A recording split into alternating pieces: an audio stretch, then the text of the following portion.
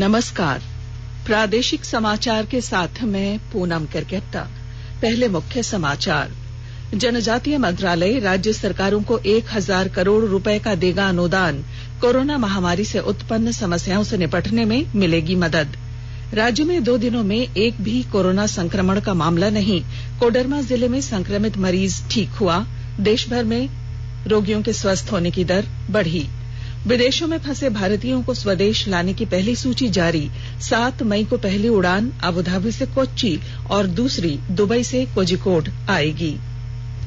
और राज्य सरकार ने कोरोना संक्रमण के मद्देनजर स्वास्थ्य कर्मियों और स्थानीय शहरी निकाय कर्मियों का 50 लाख रुपए का बीमा सुनिश्चित किया।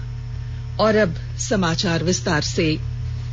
केंद्रीय मंत्री अर्जुन मुंडा ने कहा है कि जनजातीय मंत्रालय ने राज्य सरकारों को अपनी प्रमुख योजनाओं में आवंटित फंड का 20% लगभग 1000 करोड़ रुपए अनुदान के तौर पर देने का निर्णय लिया है, जो इस महीने के पहले सप्ताह तक जारी कर दिया जाएगा। इस अनुदान का उपयोग कोरोना संक्रमण से निपटने, स्वास्थ्य सुविधाओं की बेहतरी और आजीविका के साधन उपलब्ध कराने पर खर्च किया जाएगा। उन्होंने बताया कि जनजातीय कार्य मंत्रालय अपनी विभिन्न योजनाओं के अंतर्गत राज्यों को स्वास्थ्य सुविधाएं बेहतर बनाने के लिए प्रतिवर्ष 500 से 600 करोड़ रुपए का अनुदान देता है। इसके अलावा स्वास्थ्य और परिवार कल्याण मंत्रालय जनजातीय समुदाय के लोगों के स्वास्थ्य सेवाओं के लिए लगभग 3000 करोड़ रुपए प्रतिवर्ष खर्च करता है। इधर श्री मुंडा ने कहा कि वैश्विक महामारी कोरोना वायरस का प्रभाव जनजातीय समुदाय में नगण्य है। इसके बावजूद मंत्रालय राज्यों में जनजातीय मामलों से संबंधित अधिकारियों के संपर्क में है। वे लगातार हालात पर नजर बनाए हुए हैं। राज्य और केंद्र शासित प्रदेश की सरकारें आदिवासी क्षेत्रों में आशा कार्यकर्ताओं की मदद से सफाई, सामाजिक दूरी और मास्क पहनने के लिए उन्हें जागरूक कर रही हैं। झारखंड में पिछले 2 दिनों में एक भी कोरोना संक्रमित मरीज नहीं पाया गया है। राज्य में अब कुल 28 मरीज ठीक हो चुके हैं। कोडरमा जिले के कोविड-19 अस्पताल में भर्ती एकमात्र कोरोना पॉजिटिव मरीज की दूसरी रिपोर्ट भी नेगेटिव आई है। अब वह पूरी तरह स्वस्थ हो गया है। जिले के उपायुक्त रमेश घोलप ने बताया कि इस 10 अप्रैल को गिरिडीह के रहने वाले एक शख्स को मरकच्चो प्रखंड के रेफरल अस्पताल में जांच के दौरान कोरोना संक्रमित पाया गया था, जिसके बाद उसे होली फैमिली के कोविड-19 अस्पताल में भर्ती करा दिया गया था। इधर देश भर में कोविड-19 से संक्रमित मरीजों की संख्या 46,433 हो गई है।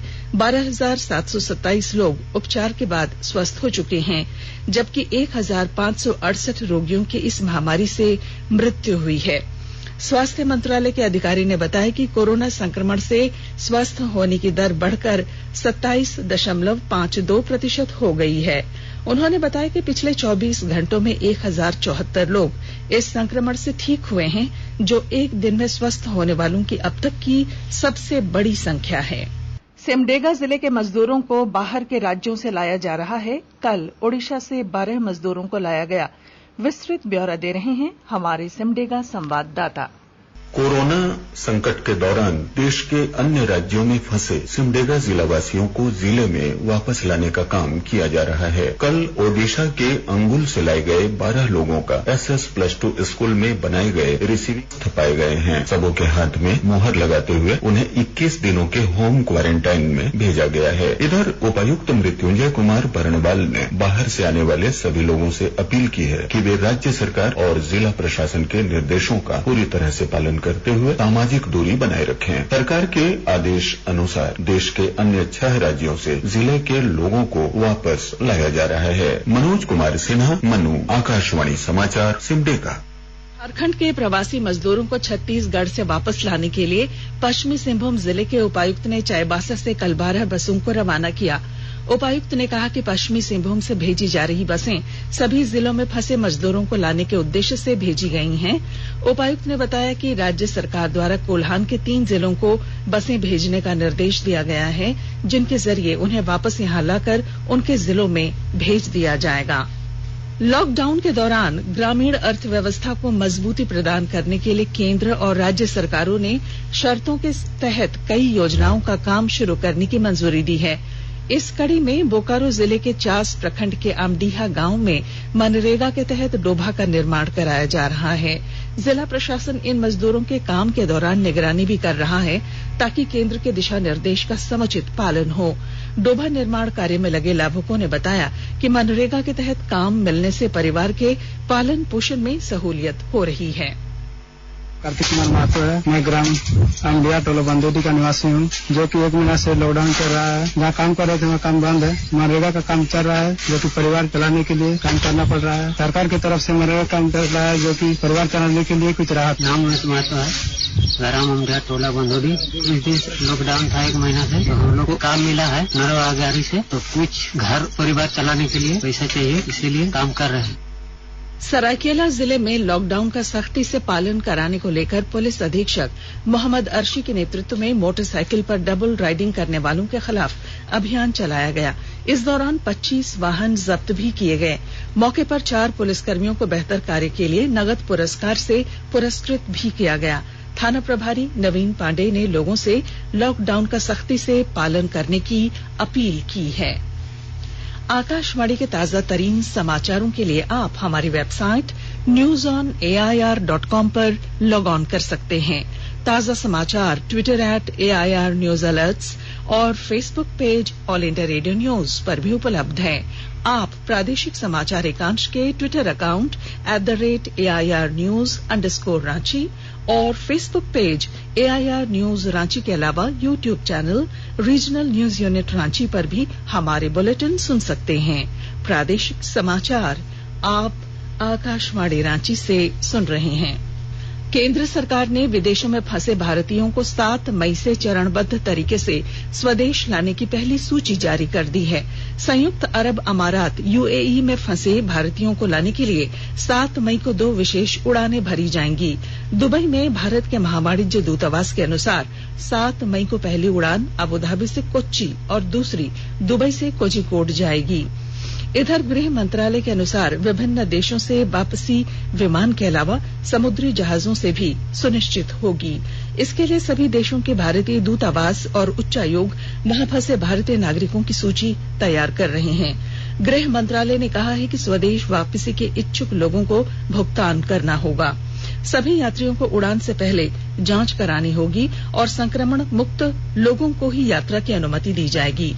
गंतव्य पर पहुंचने पर हर यात्री को आरोग्य सेतु ऐप पर पंजीकरण कराना होगा और जांच के बाद संबंधित राज्य सरकार उन्हें 14 दिनों तक सोशल डिस्टेंसिंग में रखेगी।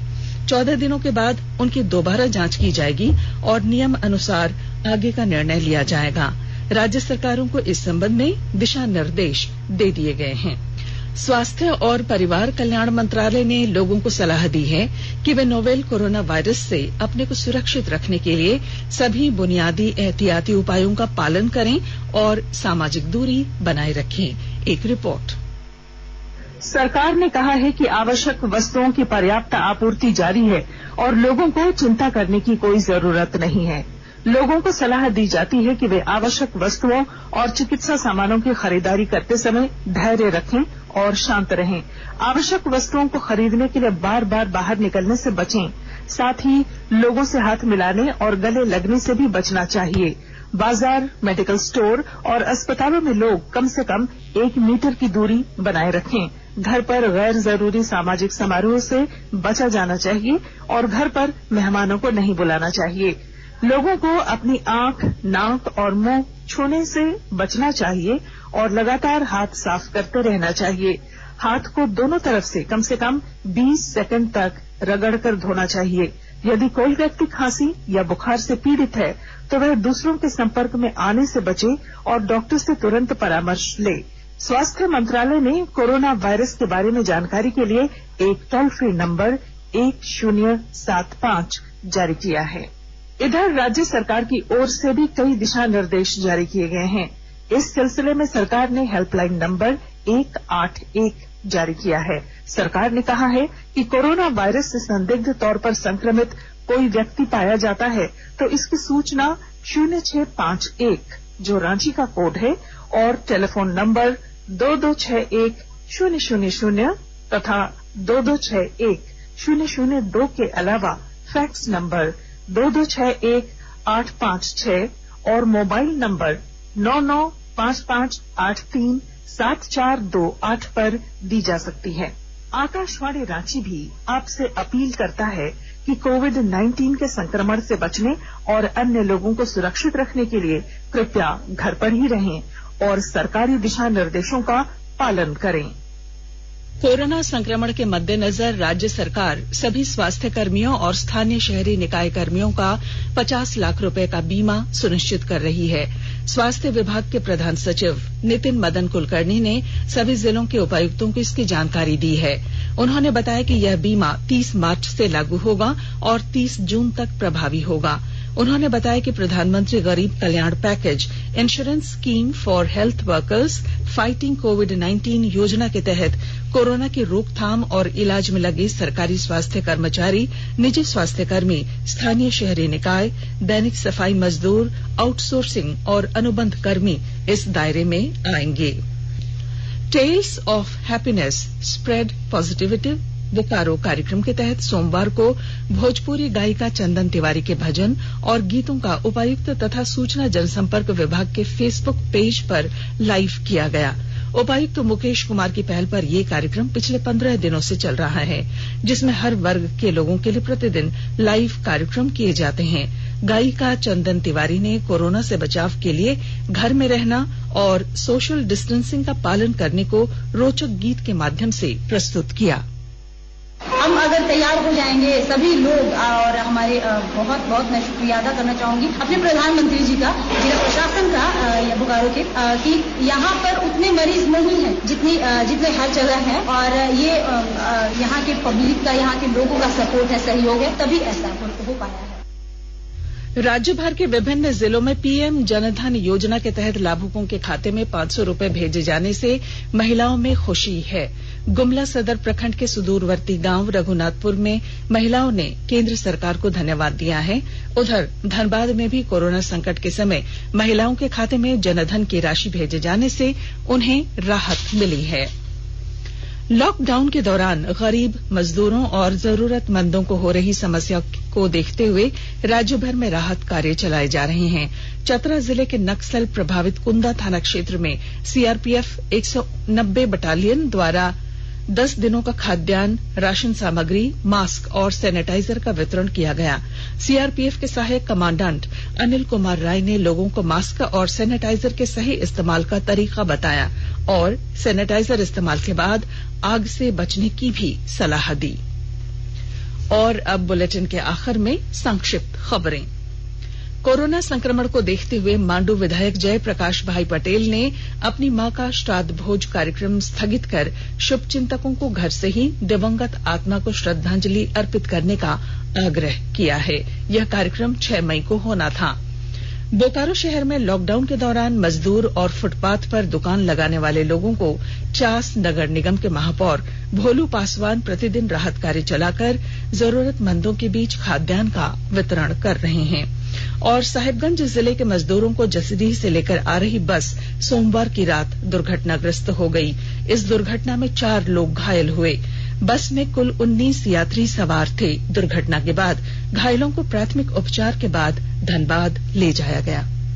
और अब बुलेटिन के आखिर में मुख्य समाचार एक बार फिर। जनजातीय मंत्रालय राज्य सरकारों को 1000 करोड़ रुपए का देगा अनुदान। कोरोना महामारी से उत्पन्न समस्याओं से निपटने में मिलेगी मदद। राज्य में 2 दिनों में एक भी कोरोना संक्रमण का मामला नहीं। कोडरमा जिले में संक्रमित मरीज ठीक हुआ। देश भर में स्वस्थ होने की दर बढ़ी। विदेशों में फंसे भारतीयों को स्वदेश लाने की पहली सूची जारी। 7 मई को पहली उड़ान अबुधाबी से कोच्चि और दूसरी दुबई से कोझिकोड आएगी। और राज्य सरकार ने कोरोना संक्रमण के मद्देनजर स्वास्थ्य कर्मियों और स्थानीय शहरी निकाय कर्मियों का 50 लाख रुपए का बीमा सुनिश्चित किया। और इसके साथ ही आकाशवाणी रांची से प्रादेशिक समाचार का ये बुलेटिन समाप्त हुआ। नमस्कार।